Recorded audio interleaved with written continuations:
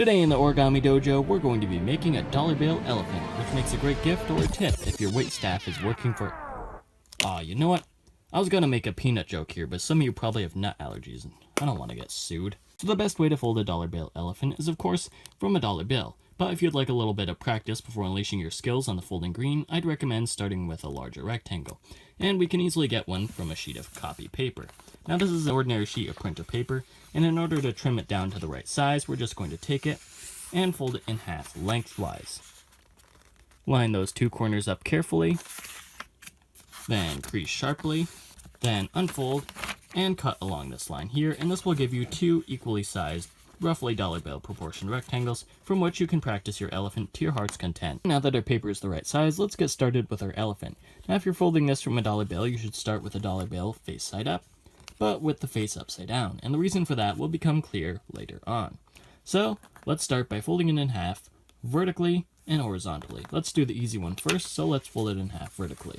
An easy way to do that is to turn our paper around, line the two edges up, and crease sharply. Then we'll unfold, and we'll do that on this side. We'll take the edge, fold it up to the top edge, and crease sharply. Now we'll unfold, and on the left-hand side here, we're going to make a paper airplane fold. So to do that, we'll just take the corner and fold it in so that one edge lies along that center crease there. Then we'll crease and bring the top edge down to meet up with the other one. Now we're going to fold the edges in one more time, but when we do that, we're going to make our folds that start from the corner here, and the edge of the paper should almost meet up with that center crease, but it shouldn't touch it exactly. And the reason for that, again, will be clear later on. So we'll crease, and then this is really easiest if we rotate the paper around.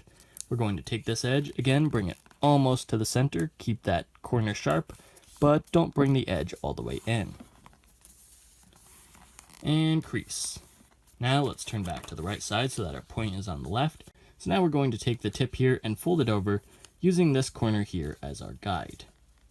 Then we're going to make sure that this tip lines up with that center crease, and then crease very, very sharply because there are a lot of layers here and we want this to be as neat as possible. Alright, now let's turn over top to bottom, and we'll take the right edge and fold it over to the leftmost edge. And again, when we do that, make sure that this center crease lines up with the center crease beneath, and make sure the edge lines up with the edge beneath, and then you can go ahead and crease. Then we'll unfold that, and we'll take the right edge, and again fold it over, but this time only to that crease we've just made. Then unfold and turn over top to bottom. Now we're going to take this mountain fold here that we just made, that first one, and we're going to pull it out until it's a mountain fold again. And then we're just going to fold it over until it meets this center crease here, which is the first crease we made. And again, make sure the edges of the paper are all squared away, they line up. And the center crease, of course, lines up with the center crease, and then you can go ahead and crease.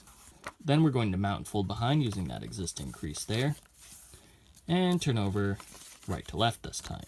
Now what we want to do is take this paper and fold it over at about 1/3 of the distance of this flap.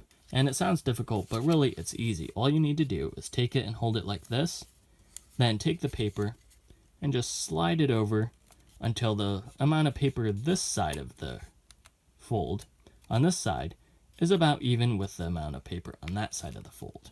And of course the exact amount isn't really critical, it's just a guideline fold. And when it looks about even to you, you can make sure everything's lined up carefully, then pinch that and do the same thing on the bottom.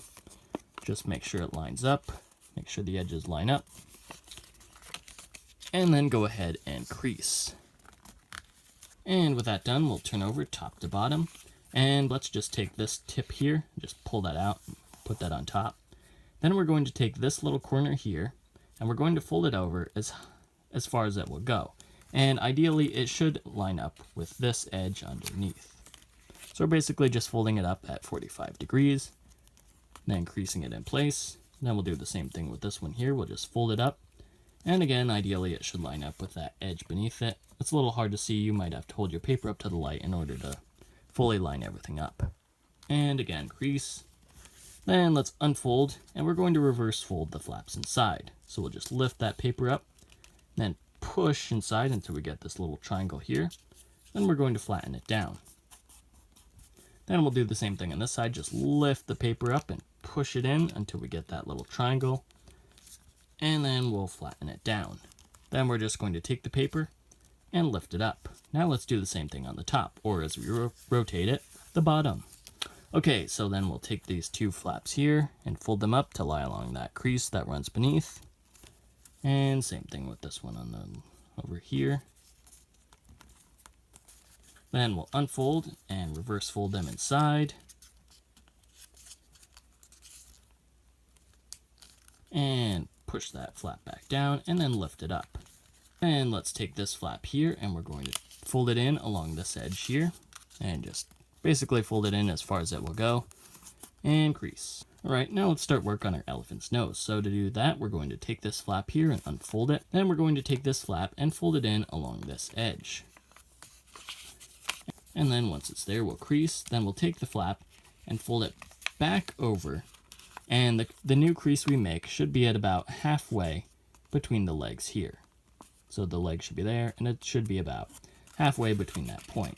Let's turn over and then just make sure that the center crease lines up straight throughout the model. Everything looks good, so let's crease. We should probably do that from this side to make it even. And crease. Then we're going to turn the model over.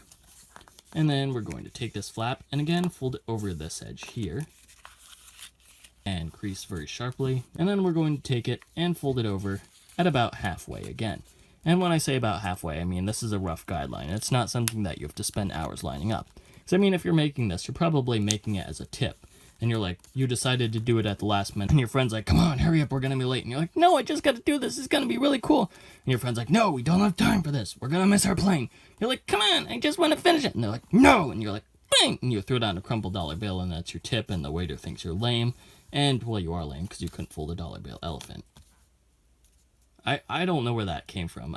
It kind of seemed funny 2 seconds ago, but now I feel really weird. Let's move on. Let's take our elephant and fold it in, and mount fold it in half. And now the reason why we kept these flaps away from the center crease was that when we fold it in half. Now, your paper isn't going to bunch up in the trunk area. And before I forget, we're going to quick make the tail. So to do that, we'll open up really quick, find this flap with that little valley fold there, turn that valley fold into a mountain fold, and slide it out until we get a little tail shaped thing here, and then just flatten it down. We're going to take our trunk and just fold it over, and the fold should start at this point where the paper starts getting thick. Then we'll just fold it down, and the exact angle is pretty much to taste. Whatever you think looks good, do it. Now let's take the trunk and fold it over one more time. We're just going to fold it over, maybe down a little bit. Then we're going to take this flap and fold it down once more. And again, this is really just to taste. Whatever you think looks good for the elephant's head. Me personally, I feel like that head is great. Okay, then we're going to turn over. And then we're going to take this flap, last time, fold it up like so.